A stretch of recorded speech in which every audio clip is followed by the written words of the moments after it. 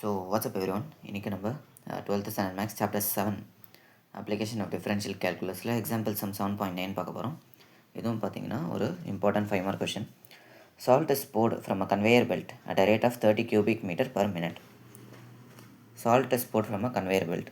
So இந்த மாதிரி ஒரு கன்வேயர் பெல்ட் இருக்குது. இந்த கன்வேயர் பெல்ட்டுன்னு ஒன்றுமே இல்லை, இந்த ஃபேக்ட்ரியில் வந்து இந்த மாதிரி பாக்ஸ்லாம் வைப்பாங்கள்ல, இந்த ஒரு பெல்ட் மாதிரி இருக்கும். இங்கே ஒரு வீல் இருக்கும். டயக்ராம் கொஞ்சம் அப்படி தான் இருக்கும், அட்ஜஸ்ட் பண்ணிக்கோங்க. அண்ட் தென் இந்த ஒரு எண்ட்லேயும் ஒரு வீல் இருக்கும். இந்த ரெண்டு வீலும் பார்த்திங்கன்னா ஒரே நேரத்தில் சுற்றும். இப்போ இங்கே மேலே என்ன பண்ணுறாங்கன்னா நிறைய சால்ட் வச்சுருக்காங்க. ஸோ இங்கே நிறைய இந்த மாதிரி சால்ட் இருக்குதுன்னு வச்சுக்கலாம். சும்மா இதான் சால்ட்டுன்னு வச்சுக்கோங்க. இந்த மாதிரி நிறைய சால்ட் இருக்குது. ஸோ இந்த வீல் வந்து இந்த மாதிரி மூவ் ஆகினே இருக்கும், இந்த மாதிரி ரொட்டேட் ஆகினே இருக்கும். ஸோ சால்ட் வந்து இப்படிக்கா வர அது கீழே விழுதான்.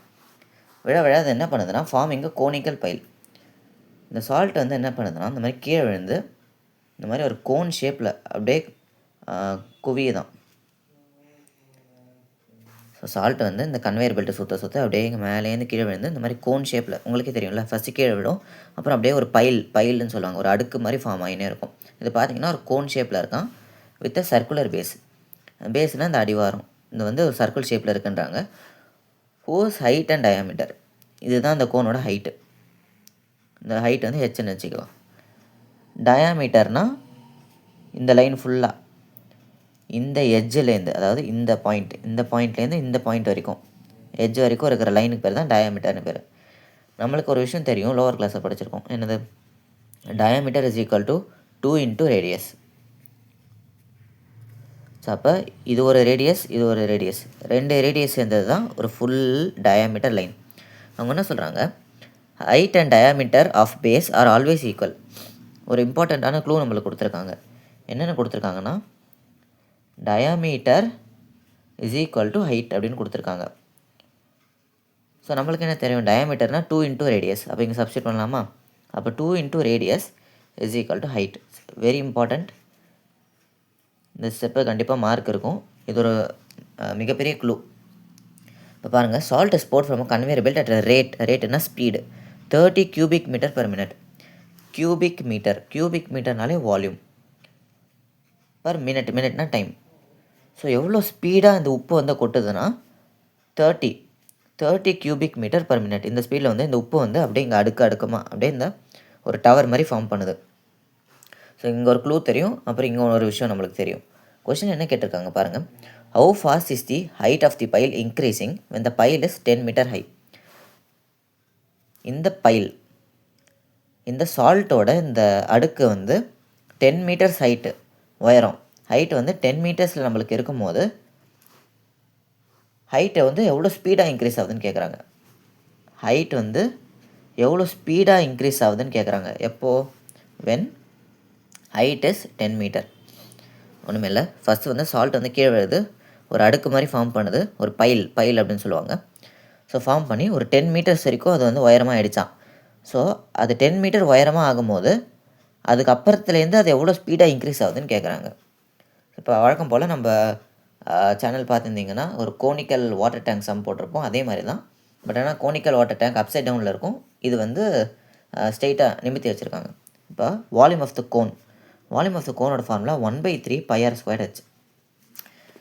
இப்போ அகைன் நீங்கள் பார்த்தீங்கன்னா நம்மக்கிட்ட ரெண்டு வேரியபிள்ஸ் இருக்குது. ரேடியஸ்னு ஒரு வேரியபிள் இருக்குது, அப்புறம் ஹைட்டுன்னு வந்து ஒரு வேரியபிள் இருக்குது. பட் ஆனால் நம்மளுக்கு சம் வந்து எப்பயுமே ஒரே ஒரு வேரியபிளாக இருந்தால் தான் நம்மளால் சால்வ் பண்ண முடியும். அதனால தான் இந்த இம்பார்ட்டண்ட்டான க்ளூ நம்ம இப்போ யூஸ் பண்ண போகிறோம்.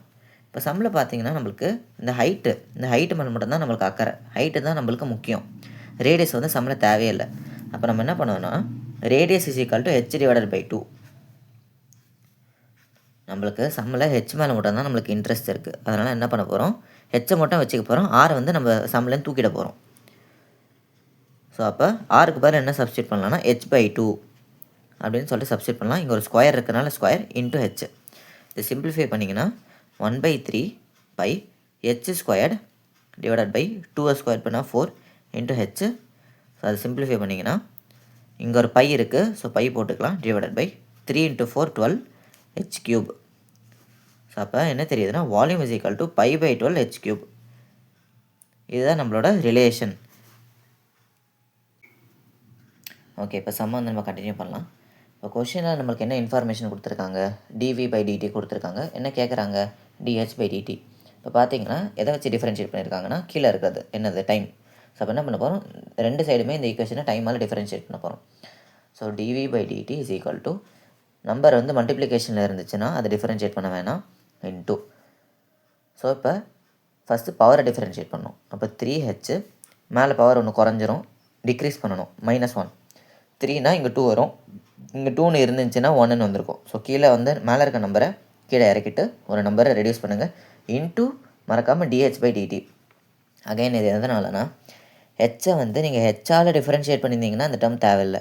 ஆனால் ஹெச்சை வந்து டீயால் வேறு ஒரு வேரியபிளால் டிஃபரன்ஷியேட் பண்ணதுனால செயின் ரூல் பிரகாரம் இங்கே எக்ஸ்ட்ராவாக ஒரு டேர்ம் வரும். இது வந்து இம்ப்ளிசிட் டிஃபரன்ஷியேஷன் அப்படின்னு சொல்லுவாங்க. இம்ப்ளிசிட் டிஃபரன்ஷியேஷன்னா ரெண்டு வேரியபிளுக்கு நடுவில் மூணாவதாக ஒருத்தன் வருவான். ஸோ வால்யூமுக்கும் ஹைட்டுக்கும் நடுவில் மூணாவதாக டைம்னு ஒரு வேரியபிள் இருந்தனால ஹைட்டையும் டைமால் டிஃபரன்ஷியேட் பண்ணணும், அதான் ரூல். இப்போ கொஷினில் வந்து என்ன கொடுத்துருக்காங்கன்னா ஹைட்டு வந்து 10, ஹைட்டு வந்து 10ன்றாங்க. அப்போ ஹைட்டு 10² இன்டூ dh/dt. இதுதான் நம்மளுக்கு வந்து தேவையான குவான்டிட்டி. கொஷினில் வந்து நம்மளுக்கு என்ன கொடுத்துருந்தாங்கன்னா dv/dt. dv/dtயோட வேல்யூ வந்து 30 சொல்லி கொடுத்துருந்தாங்க. ஸோ அப்போ இப்போ சிம்ப்ளிஃபை பண்ணலாம். 30 is equal to π/12 into 10 square பண்ணால் 100. அப்போ 3 இன்டூ 100 இன்டூ dh/dt. இப்போ இதை கேன்சல் பண்ணலாம். 3 1s are 3 4s are. இப்போ என்ன பண்ணணும்னா அகைன் இதை கேன்சல் பண்ணலாம். 4 1s are 4, 25. ஸோ அப்போ 30 is equal to 25π dh/dt. So dh/dt தான் நம்மளுக்கு வேணும். 25π கீழே இறக்கிடலாம், அது வந்து இங்கே கீழே வந்துடும். So 30/25π is equal to dh/dt. இப்போ இதை 5 டேபிளை கேன்சல் பண்ணோம்னா 6 5. இப்போ therefore dh/dt equals 6/5π. மறக்காமல் என்ன பண்ணணும், யூனிட் பார்க்கணும். அவங்க கொஷினில் வந்து என்ன கொடுத்துருந்தாங்கன்னா இது வால்யூம் வந்து மீட்டர் க்யூப்பில் இருந்துச்சுன்னாங்க. ஸோ அப்போ ஹைட்டும் வந்து மீட்டரில் தான் இருக்கும், பர் டைம் வந்து மினிட்ஸில் கொடுத்துருந்தாங்க. So per minute. ஸோ இதுதான் நம்மளோட ஃபைனல் ஆன்சர். அப்போ வந்து என்னென்னா இந்த கன்வேயர் பெல்ட்லேருந்து அந்த உப்பு வந்து எந்த ஸ்பீடில் கீழே விழுதுன்னா 6/5π மீட்டர் பர் மினிட் ஸ்பீட்ஸில் வந்து அது விழுது. தேங்க்யூ.